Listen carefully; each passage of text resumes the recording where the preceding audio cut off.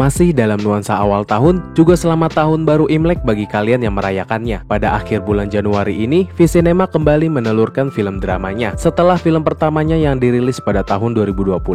Film yang berjudul Jalan yang Jauh Jangan Lupa Pulang disutradarai oleh Angga Dwi Sasongko sebagai penulis naskah bersama Muhammad Irfan Ramli dan Marcella Febri Trisya Putri. Sequel dari film Nanti Kita Cerita Tentang Hari Ini diadaptasi langsung dari novel karya Marcella sejak tahun 2018. Gua di sini bakalan sharing mengenai apa saja hal yang gue dapatkan dan rasakan ketika gue menonton film drama terbaru dari sutradara Angga Dwi Sasongko. Nah, gak usah lama-lama lagi, ini dia first thought-nya.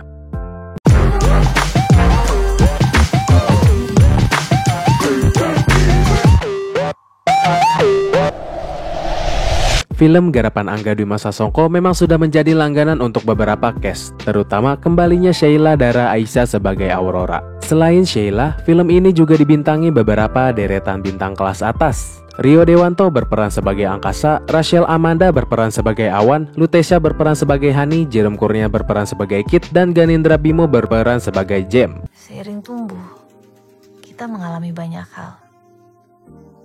Film ini berlatar kejadian di kota London, kota yang bagi Aurora penuh harapan dan berjuta kemungkinan untuk mewujudkan impiannya. Ia menemukan orang yang dicintainya bernama Jem, yang kebetulan memiliki visi yang sejalan dengan dirinya. Jem adalah seniman baru yang sedang naik daun sekaligus senior kampus Aurora, merupakan perantau dari Indonesia juga. Sampai kemudian ia menemukan sisi lain dari Jem yang terpaksa membuat Aurora mengorbankan kuliah serta meninggalkan mimpinya. Dalam masa-masa sulitnya, Aurora dibantu kedua sahabatnya bernama Hani dan Kit untuk tinggal bersama di apartemen mereka. Kesibukan Aurora untuk bertahan hidup dan mengupayakan kembali kuliahnya dengan bekerja serabutan membuatnya ngilang gak ada kabar dengan keluarganya.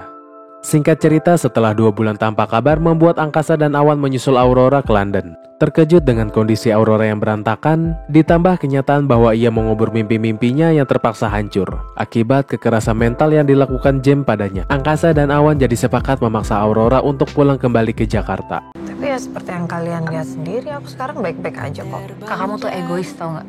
Sebagai sebuah film drama yang mungkin masih relate dengan kehidupan beberapa orang, konflik yang dibangun dalam cerita ini memang konflik umum yang dirasakan para muda-mudi terkait keinginan untuk bisa bebas dari rasa terkekang. Pilihan untuk ingin memiliki jalan hidup sendiri sebenarnya juga relate dengan kehidupan mahasiswa akhir yang sedang sambilan atau serabutan kerja untuk memenuhi kebutuhan biaya pendidikan kuliah. Walaupun konflik dalam cerita ini terbilang konflik umum, tetapi sang sutradara dengan apiknya berhasil mengemasnya dengan rapih dan porsinya yang pas, tidak dilebih-lebihkan. Untuk urusan scoring yang digunakan di film drama, sepertinya Mas Angga Dwi Sasongko memang sudah tahu penggunaan dan penempatannya, karena sangat berhasil membuat penonton terhanyut dengan penceritaannya. Kita dengan mudah dibuat untuk bersimpati dengan karakter di dalamnya. Salah satu keunggulan lain dari film ini adalah pacingnya yang tertata rapih dan sangat nyaman untuk mengikutinya meskipun plotnya maju mundur. Seperti misalnya, pertanyaan-pertanyaan yang muncul di paruh awal film bisa dijawab dengan scene flashback yang membuat film ini bisa dinikmati dengan baik dan bisa merasakan koneksi yang sempurna, terutama untuk pengembangan karakter serta ceritanya. Third act yang dibuild juga seharusnya masih bisa dimaksimalkan lagi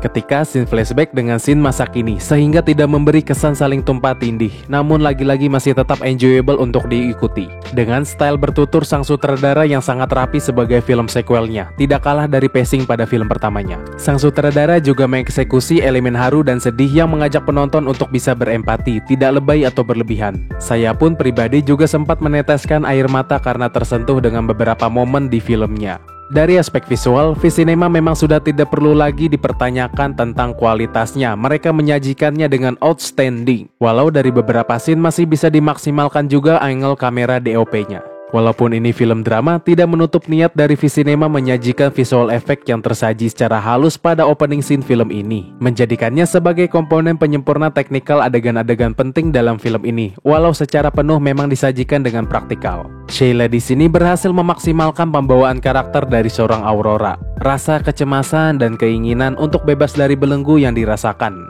saat ingin memilih jalan hidupnya sendiri tanpa kekangan dari sekitar berhasil dieksekusi dengan baik oleh performa Sheila. Sementara nama besar Rio Dewanto dan Rachel Amanda terhadap karakter Angkasa dan Awan dieksekusi dengan cemerlang sesuai dengan kapasitas pengalaman berakting mereka, yang memperkuat komponen cerita sequel yang menjadi semakin terwakilkan kondisi sebagian besar keluarga.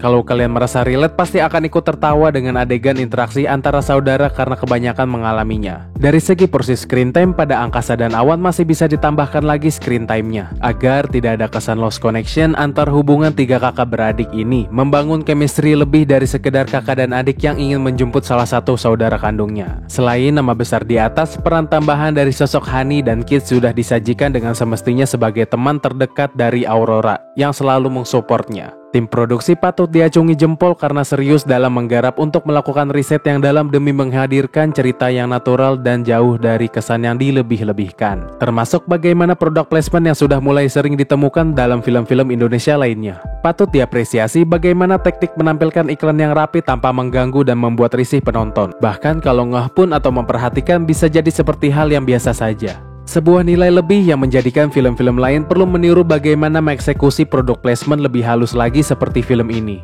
Dari beberapa komponen yang tadi kita bahas, memang masih ada aspek yang masih bisa dimaksimalkan. Namun harus diakui, Jalan yang Jauh Jangan Lupa Pulang berhasil menyampaikan pesan moralnya karena masih relate dengan kehidupan konflik yang dialami para remaja yang siap memasuki umur dewasa pada akhir semester. Menjalani perkuliahan dengan kerja sambilan atau serabutan. Terlebih sering ditemuinya permasalahan dalam film ini di keluarga modern Indonesia yang memaksakan ego pribadi dibanding mendukung atau mengarahkan pilihan hidup anaknya atau saudaranya. Kok malah jadi saya curhat colongan ya? Tapi ya seperti yang kalian lihat sendiri, aku sekarang baik-baik aja kok. Kamu tuh egois tau gak? Seiring tumbuh, kita mengalami banyak hal.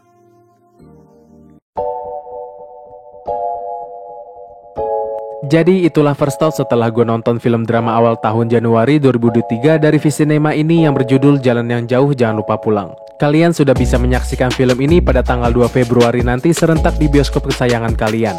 Dan semoga ini bukan karya film drama terakhir ya Mas Angga Sasongko. Nah nanti kalau kalian sudah menonton bisa ceritakan pengalaman dan perasaan kalian atau feel kalian lah. Siapa tahu kita punya pengalaman yang berbeda. Jadi jangan sungkan ya, tuliskan di kolom komentar di bawah ya Universe. Tidak bosan-bosannya saya mengucapkan terima kasih yang sudah menonton dan juga terima kasih buat kalian yang sudah bergabung di membership community. Juga terima kasih banyak buat kalian yang sudah memberikan super thanks-nya untuk video ini. So it's time to me to sign out. My name is Alex Sansala bareng Bang Eka. Stay safe and until next time.